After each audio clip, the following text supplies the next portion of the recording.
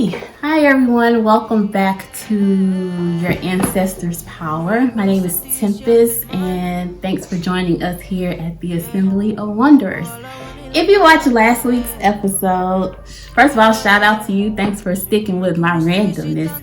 But a lot of you all had lots of questions. My phone has been blowing up since last week. And I am going to answer at least two of the most popular questions that I got. These are my opinions, okay? Don't come for Assembly of Wanderers. Don't come for my employer, okay? Come for me if you got problems or issues with what I'm about to say, because y'all asked me these questions. I was minding my own business, okay? So someone asked me, am I still a Christian?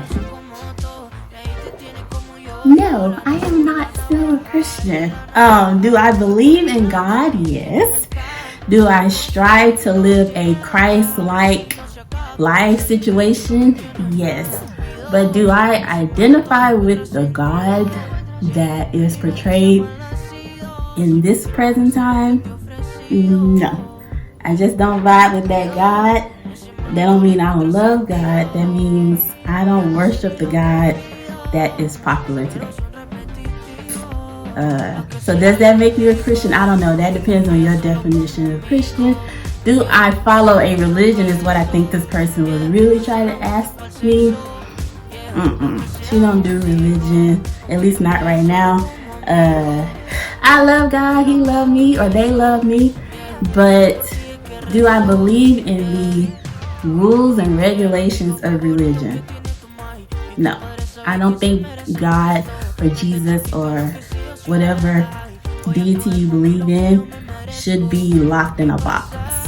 I think they should be allowed to just exist. And I find out that I am comfortable with a God that exists, not just inside of four walls of a church, not inside of a sermon with 3 points and a holler.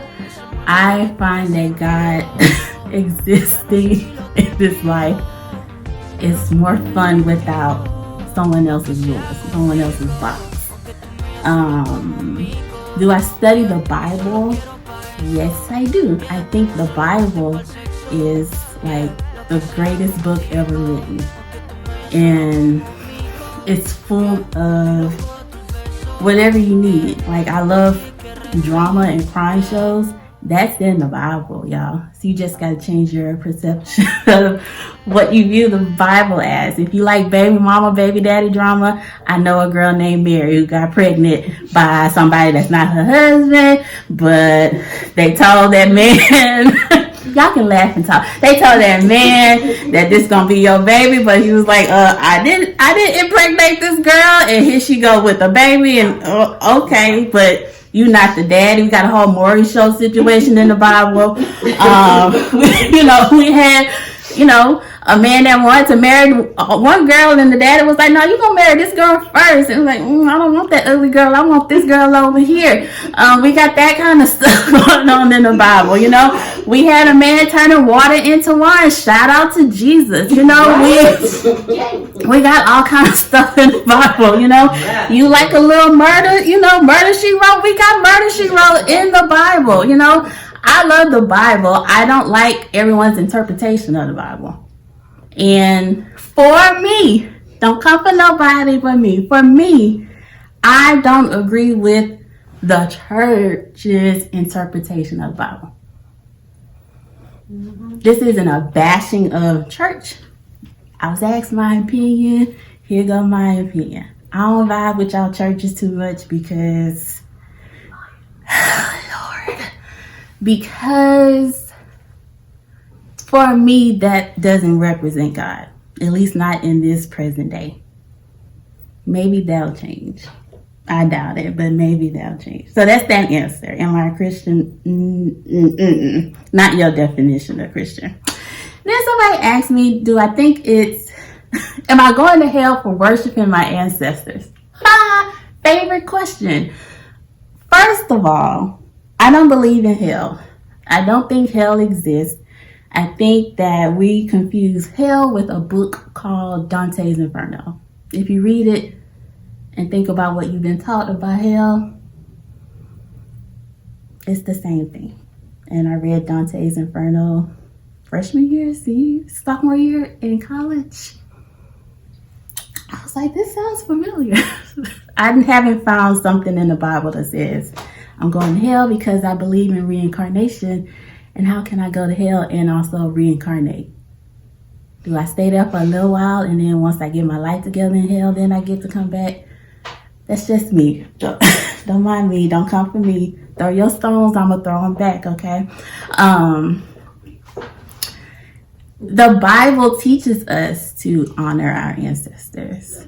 There are countless of stories in the Bible that talks about looking back to your ancestors or honoring your ancestors or worshiping your ancestors. Is my ancestor altar sending me to hell? No, because your Bible also teaches you to go to the altar and give thanks and give an offering and lay all your troubles at the altar. I'm doing the same. I'm just hollering at my ancestors. God in the midst too, because God is an ancestor. At least for me, God is an ancestor. But we'll talk about that. So that was my top 2 questions. No, I'm not going to hell. And if I do go to hell, I'm okay with that. But I don't believe in hell.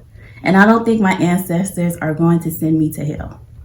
I don't think communicating with them or lighting candles or lighting incense or, I don't know, staring at the moon and getting energy from that, or walking outside and feeling the sun and getting energy from the sun sends me to hell. I just think I'm using different things that most Christians ignore. We talk about the sun, but we don't enjoy the energy from the sun. We honor the moon if we are a farmer, but we don't want the energy from it. So if it's sending me to hell, then I'll see you there. Because you're going to hell for sending me to hell. Okay, how about that? All right, so this episode, I'm going to answer what, did y'all notice this smoke got stronger once I started talking crazy? Okay. My ancestors stay ready.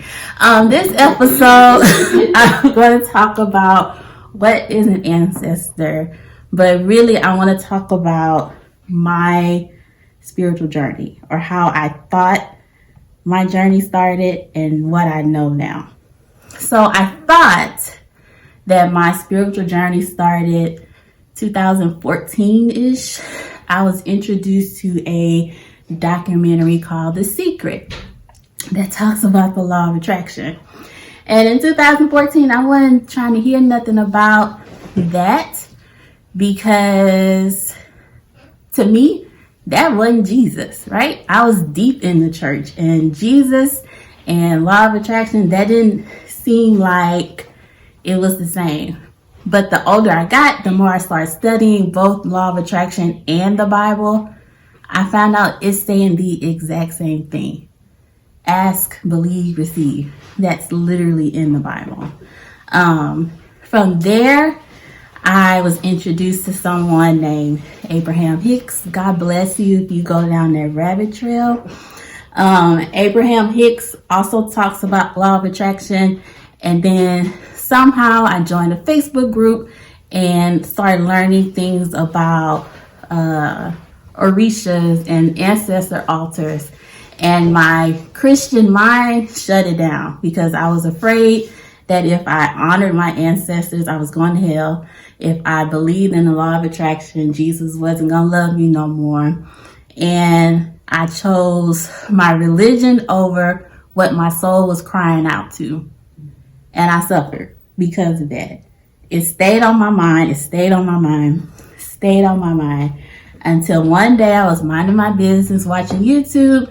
And YouTube went into a video, like after the video. I was watching a video about hair, y'all, okay? So why the algorithm put a lady talking about building an ancestor altar after I'm trying to figure out how to do a wash and go. I don't know, but that's how it happened. And I watched this lady, and she was so emotional and crying about how connecting with her ancestors changed her life, how she had all these questions about herself, and spending time at her altar answered all of her questions. And I was like, sis, come on now, that can't be true. But then another video popped up, and another lady was saying the same thing. And I was like, you know what? Let's go for it. So I started reading, started watching more videos, and here I am. And today I can say that, I don't want to say this out loud, but I'm supposed to. Today I can say that I'm an oracle. If you don't know what an oracle is, I would equate myself to a prophet. I can see the future, so to speak. I am a healer. Didn't know that until last night. Well, I knew it got confirmed for me last night. And I talked to the dead. Well, they talked to me. That's funny. Things that go bump in the night, I get up and go investigate it. You know, most people be like, nah, I get up and go investigate the bumps in the night. And sometimes the bumps in the night are my people. Sometimes they're other people, but it's always a spirit floating around my house. I'm only going to do that when I'm with you. Huh? I'm only going to do that when I'm with you. What? Go investigate the bump in the night? Only if you do that. That's it. Call me, girl. You FaceTime me. We can go virtually hunt down bumps in the night. But that's me. And that's where I thought my journey started. I thought my journey started in 2014. But then a couple of weeks ago, I was meditating and I started remembering I've always been like this. Since I was like 5, I've always been fascinated with cemeteries, right? Like insanely fascinated with cemeteries. You want to go at night? Okay, let's go. I don't mind. That doesn't bother me. I know people have like a weird feeling about cemeteries. I'd rather go hang out with the dead because at least I know where they're at. Me too. That's it. At least I know where they're at, and it's peaceful there for me. Since a kid, I was always fascinated with cemeteries. I've always had visions. I remember, this is a weird story. I remember when I was a kid, I was really into backpack purses. And I lost my favorite backpack purse. And I was like tearing the house up looking for this purse. I couldn't find it. I was asking my grandma, hey, have you seen this purse? And she was like, no. Looking. I was pissed because I thought somebody had stolen it, right? Had a dream. And the dream showed me this closet and in my house. And the closet has a top shelf. And there's boxes. And the backpack purse was stuck underneath a box in the dream, right?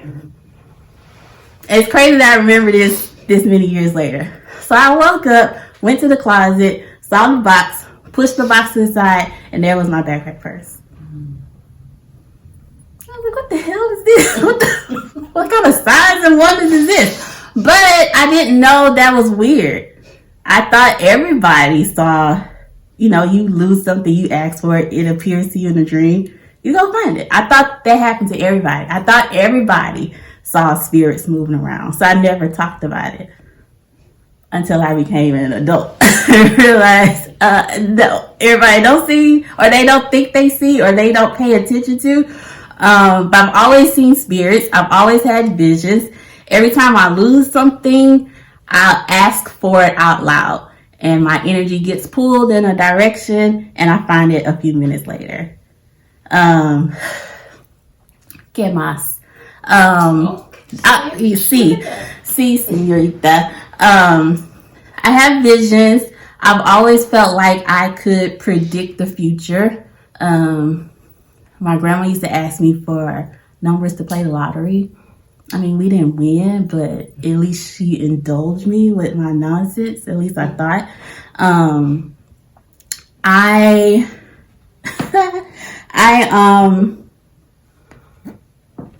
I as a kid have been able to see death before it happens or as it's happening. So my grandmother passed away in 2004, and she was in a facility, and they called my mom early in the morning and told my mom that, I don't know what they told her. They told her she needs to get up there, right? So my mom left. I was at home, and I had an outer body experience, and I was at a funeral. And I was like up at a church that we used to all go to. And like I was up, not in the balcony, but like floating up in the sky. And I was with my grandma. Like she was with me in the dream or in the experience. And we're floating down. And I'm like, whose funeral? First of all, why am I dreaming about a funeral? And whose funeral am I at? And once we got to the casket, it was my grandmother in the casket. And she says to me in the dream, I'm going to leave you right here. I have to leave you here. And I woke up and I started crying. But I was like, that's weird. But I didn't know she was gone yet. 2 hours later, I found out she had died. Then my grandfather, her husband, got sick. Well, he was always sick. And I remember he told me, I'm tired. And like I knew what he meant, but I didn't know what he meant. And like 3 weeks later, he was gone. He went in the hospital. He got sick. He went to the hospital. He went to a coma. They moved him to a hospice facility. He had a seizure. He had little brain activity, and he died. But right before he died, like an hour before he died, he kept telling me, I need you to write my story. Like telling me like in my head, I need you to write my story. What story? I need you to write my story. So I started writing out his obituary while he was still alive, right? And as soon as I hit the last period on the paper, the phone rang. Wow. And he had passed away. Wow. Dang. Wow. Then, third story, my other grandmother, I never knew her, never met her. I was passing a cemetery one day in my car, and I looked over. You know how they have those green tents or whatever? I looked over, and somehow she popped in my head, and I'm like on the street just driving, bawling. I don't know this lady, but I felt like the tent was her, and I just started crying all the way home. Found out the next day that her funeral was the day that I passed the cemetery. It was like she was telling me she was gone, but I didn't know she was here. So crazy stuff like that always happens to me, but I don't find it ironic that my grandmother would float me down to her casket and tell me she got to leave me here because I was closest to her out of everybody, you know? So stuff like that has always happened. I don't know. I've always felt different, but thought different was normal. I've always saw things happen and then they happen. I thought deja vu was normal. I thought feeling intuition was normal. I thought all these things that people take for granted are normal, but I found out they are normal, but I don't think everybody taps into their gifts. So that's my story. And I'm not telling my story to brag about. I share my story so you can start thinking about where you are in your journey. I believe that we all have gifts. I know the church talks about spiritual gifts as evangelism and all the other stuff, but I think there's more to it than that. I don't evangelize, but I can talk to the dead. I don't evangelize, but I can prophesy to you and probably do some more stuff that I haven't discovered yet. But don't let the church put you in a box. I was afraid to be an oracle because I ain't called to do that, or the church didn't call me to do that. But once I released myself from the box that is religion, all my gifts came to the forefront. I couldn't ignore them anymore. They became louder, and every day they get louder and louder. I see spirits floating around me right now that I didn't see the last time I was here, right? Because I chose to be my full self. I chose to tap into my ancestors' power. I chose this incarnation, and this incarnation requires more of me than I was allowing myself to be. So hear my story, but see yourself in my story. See what's weird to you but normal. What's normal to you but weird to others. That's probably a gift. And don't be afraid of it. I was 2014 through 2020. I was afraid of my gifts because I was afraid of myself because I didn't know who I was. I let, no offense, the church define me. And now that I've freed myself from that, now I'm learning who Tempest is. And now I'm learning who my ancestors are and what they may have been afraid of, or may have wanted to do but was too afraid to do because of church or because of tradition or whatever it is. So spend time, if I could give you closing thoughts, spend time with yourself and figure out what it is what can you offer to this world? Because we need it. Maybe you're not an oracle, maybe you are, or whatever, I don't know. Be that, and be it proudly. And as always, give thanks to your ancestors, because without them, there is no you. Next time, I promise we're going to talk about what ancestors are, but just be yourself. Be tuned in, tapped in, turned on with you so you can give back to this world. Thank you all so much for watching. This is Tempest with the Assembly of Wanderers, and we'll see you next week.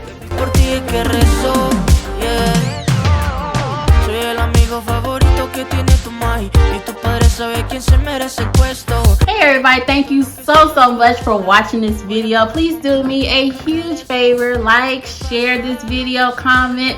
If you got questions that you don't want people all up in your business, feel free to DM me on this page. I would love to read your messages, and make sure you share it. Please share this with the world. Assembly of Wonders is trying to change the game, and I'm excited to be a part of it, and would love to have you join us. So make sure you like, share, subscribe, whatever it is, comment. I would love to hear from you. Thank you all so much for watching. See you next time. Lo que sea contigo, aunque tú me veas solo como amigo, yeah, no solo quiero pa' eso, yeah, no solamente pa'l sexo, yeah, lo que sea contigo.